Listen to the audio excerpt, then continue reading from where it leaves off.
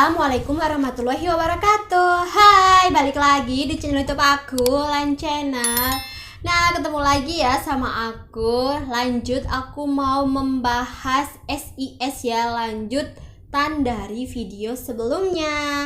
Nah, jadi apa sih itu SIS? SIS adalah Saline Infusion Hysterosonography ya, atau ya lebih gampangnya kita sebut SIS gitu aja lah ya. Nah, jadi SIS ini salah satu cara untuk mengetahui apakah ada atau terjadi sesuatu dengan saluran tuba falopia, baik itu hidrosalping, sumbatan, bahkan bisa juga mengecek kalau adanya miom ataupun polip.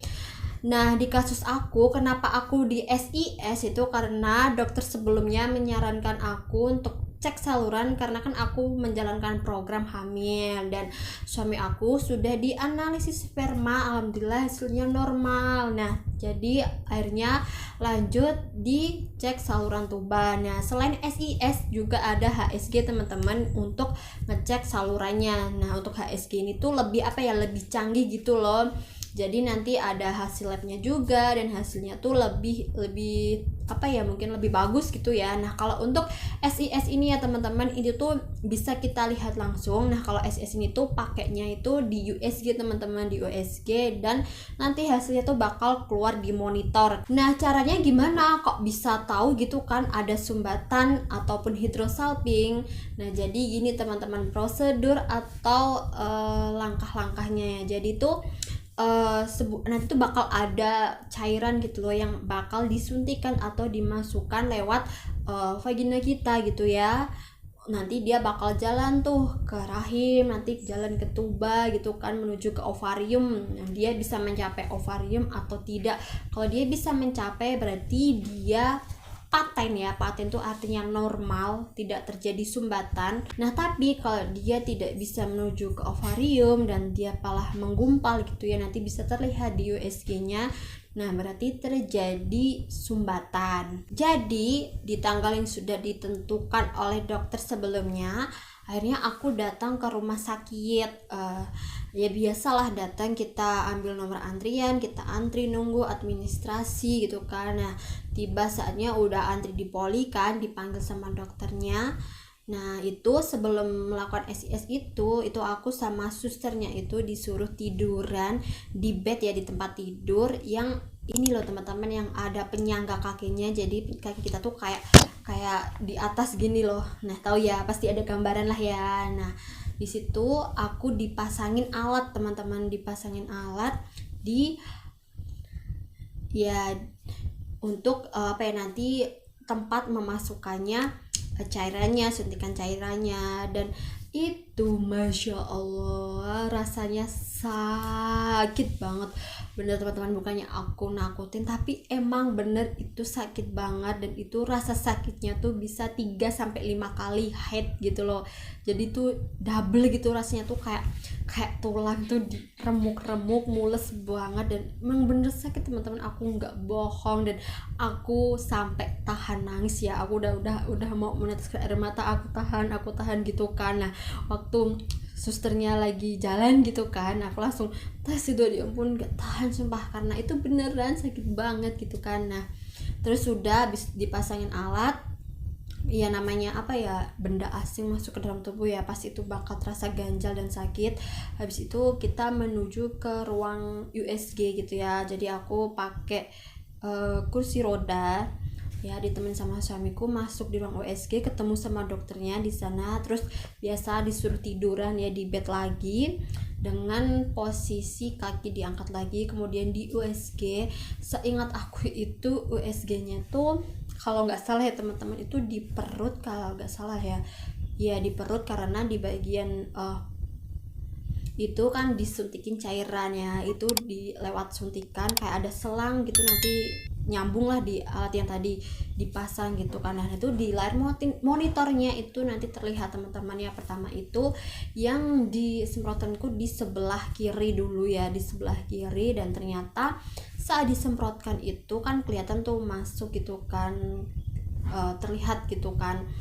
Nah itu ternyata sampai airnya habis, suntikannya habis, ternyata enggak jalan itu teman-teman, cairannya menuju ke tuba, ke ovarium, nah itu enggak jalan teman-teman, dia malah kayak menggumpal gitu loh teman-teman, kayak kita balon terus kita isi air gitu loh, dia makin besar dan ternyata airnya menggenang di sana.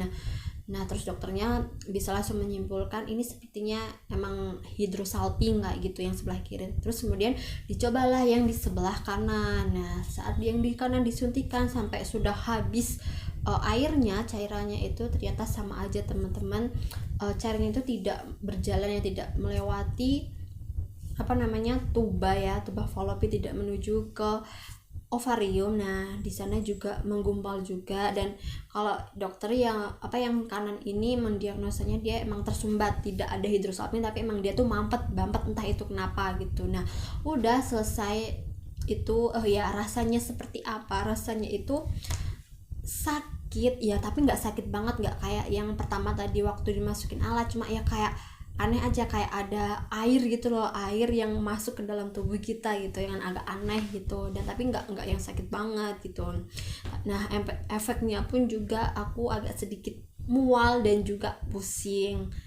Nah kemudian setelah selesai kan beres-beres lagi nih kan, pakai bawahan lagi gitu kan. Nah kemudian lanjut konsultasi dengan dokternya. Nah hasilnya yaitu tadi di sebelah kiri hidrosalping, di sebelah kanan yaitu sumbatan. Nah dokternya juga menjelaskan yang kiri hidrosalping bisa jadi karena adanya si kista ini ya, walaupun ukurannya dia kecil ya, mungkin dia emang buruk gitu loh.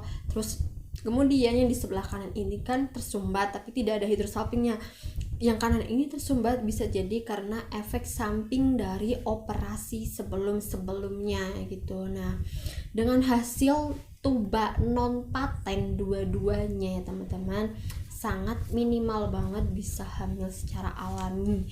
Kemudian dokter menyarankan untuk di laparoskopi, alias aku harus operasi lagi untuk menghilangkan hidrosalpingnya. Jadi mau nggak mau aku harus operasi lagi untuk ketiga kalinya.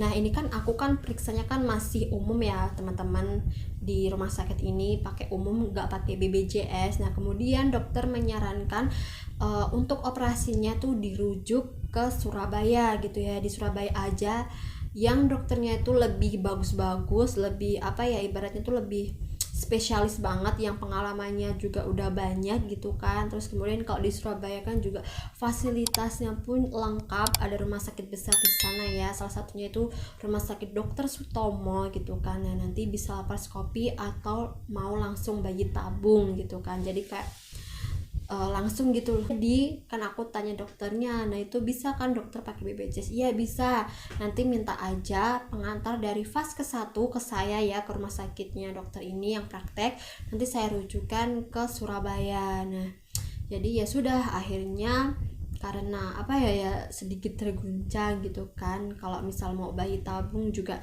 dananya belum ada gitu kan, belum persiapan. Terus akhirnya ya udah kita coba ikhtiar buat laparoskopi lagi untuk menghilangkan si hidrosalpingnya.